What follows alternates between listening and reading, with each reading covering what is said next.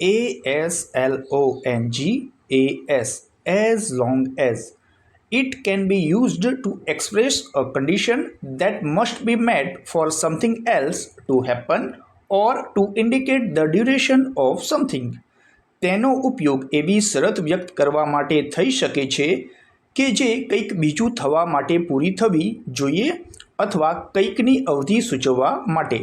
Example: જ્યાં સુધી તમે મને શીખવશો ત્યાં સુધી હું તમને તમારા કામમાં મદદ કરીશ. I will help you with your work as long as you teach me.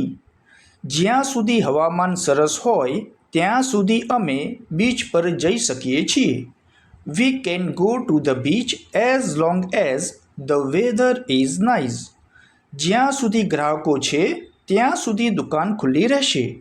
The store will be open as long as there are customers. જ્યાં સુધી તમને જરૂર હોય ત્યાં સુધી હું અહીં રહીને ખુશ છું. I am happy to stay here as long as you need.